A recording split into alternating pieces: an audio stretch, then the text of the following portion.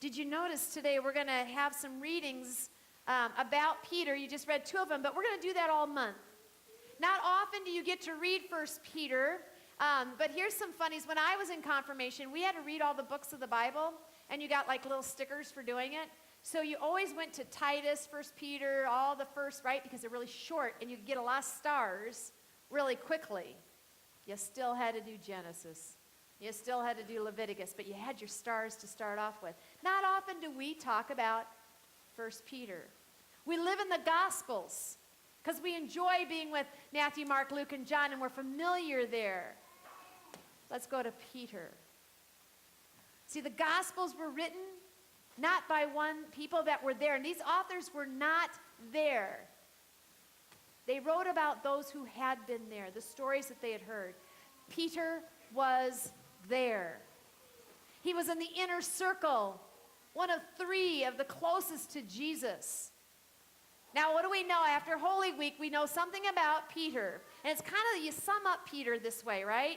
Peter is with Jesus, and we're in the garden, and Jesus says, you know what, Peter?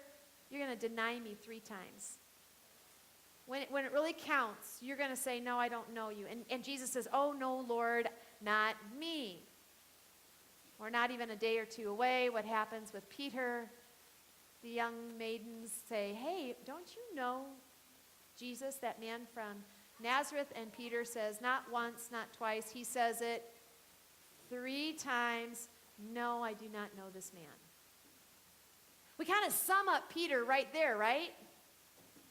Because that's the story we know about Peter. And we forget our readings today where Peter said, I messed up.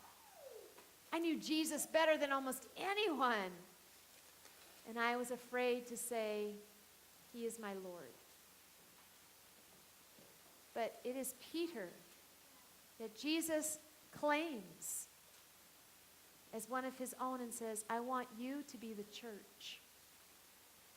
What do we know about Peter? Well, here's some other things we know about Peter. Peter had a brother, and his brother was a disciple or a follower of John the Baptist, and here's Peter, and he's a disciple follower of Jesus Christ. Can you imagine what dinner time conversation they had?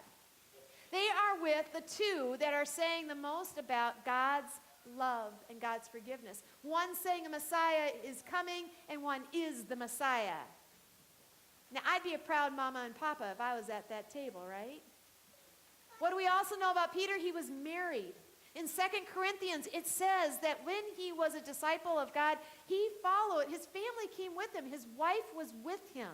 Now, in our mind, we always think they dropped their nets and they left everything behind. They did, in that their faith was always towards God. But there may have been some family members around. We also know that Peter, he wanted to get it right.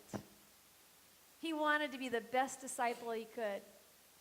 But when it really counted, when it was a big, huge moment, he denied Christ. We do not hear, though, God through the voice of Jesus. We do not hear the voice of God through the angels say, therefore, Peter, your mess up, your failure is so huge, you're out of here. Instead, what do we hear? Peter, on you the church will be built. No shame. No kicking him out. Instead, God witnesses love and forgiveness. There are scholars who say that this whole story about Peter is actually about Peter himself, and it is Peter who the whole church is founded upon. But there are other scholars that say that's a misunderstanding of what this meant. It was that Peter was a believer, and you and I are believers, and therefore we are the foundation of the church in all of its humanness. In all of its brokenness, we are the church. Today you've come with all sorts of different ideas, all different emotions, all different places. Some of you are restless to get out of here. Some of you are just catching your breath. I've heard how many things happened yesterday between soccer, softball, track, There was band, choir. You go through the whole list. We're busy people. And God goes, spend some time with me today. Catch your breath. For you are the church. Now the church not being the walls in this building. The church being people who say, Lord, forgive me. And God goes, I already have. I always will. Now go tell other people. They don't know this message. Peter could have said, you know what, I blew it. In my biggest moment possible, I blew it. And we never hear from him again. No, instead, we hear passages from Peter's own words saying, I believe. I believe. I believe we were designed to care for each other. I believe we are to look out for each other. I believe I have been forgiven. I can simplify this for you. You were made by God, for God. You were made to be love and to love. You know, it's kind of interesting during the 2 hours, somebody said, God gave us the 10 commandments, and we couldn't do 10, so he gets down to 2. Love God, love your neighbor. And we still are worried about how complicated this is. It is complicated. It is uncomfortable sometimes. And God goes, that's the stuff of this world. But I have come to take you and forgive you for eternity. How we treat one another, how we receive God's love, how we bounce back when we are hurt, how we look out for those who are hurting. That's the church. Peter, you and I, we are the foundation of this church. And it is our job to continue the message that has been given to us. Isn't it kind of crazy? 2,000 years ago. Now, some of you might be people who have traveled all over the world, but for the most part, in the United States, we cannot get our head around 2,000 years, let alone 200 years. Now, be a young person in today's age, and what do they know? They're pretty much moving fast of which cell phone model do they have, right? And they're wondering about their new technology and whether or not their computer, because things are moving fast. 2,000 years have gone by since Peter denied Christ and the church was built. We're moving fast.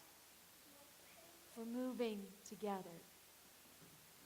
We are the benefactors of those who believed before us, those who believe now, and those who will believe for generations to come. We are the church. And Peter, you and I, flawed and human, believe we are loved and forgiven.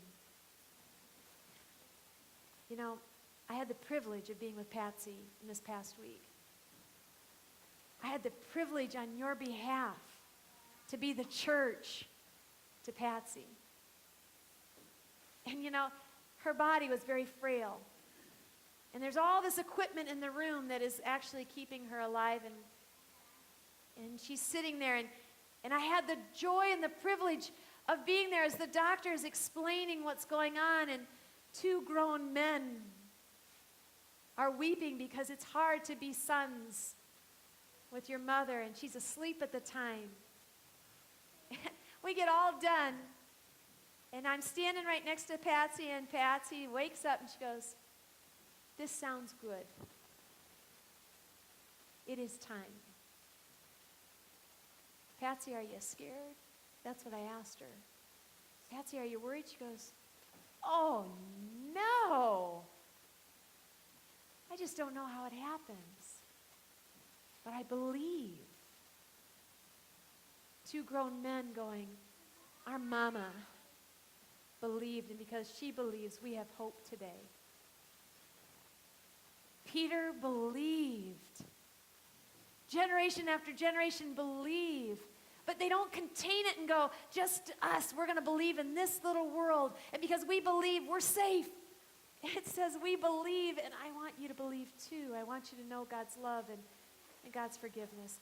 Someone said sometime recently that I spend a lot of time just always summing it up with love and forgiveness. Find me a place in the scriptures where Jesus didn't talk about love and forgiveness. It just is in a radically different way. Because love and forgiveness, it's of God's making, not of ours.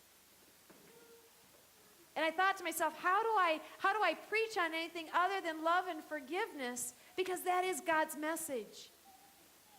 You are radically forgiven. For God so loved the world. God chose not to condemn it, but to selflessly forgive it. That is our message. That is what gives us life. And it's not a mediocre response. You don't get to go, well, that sounds pretty good. You say, thank you, Jesus. Thank you, Jesus, that I am loved and forgiven. And I want my neighbor to know.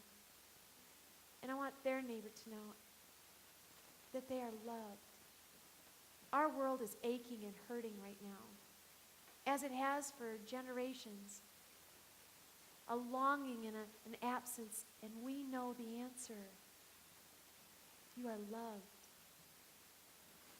It is up to us as a church to figure out how to do that, to share that, to be the church, human and all, but act like the church, a place of love because that place is in our hearts, to act like people who forgive because we have been forgiven. Let's try it again. You are made by God for. You are meant to be and to share. Y'all are ministers now. Amen.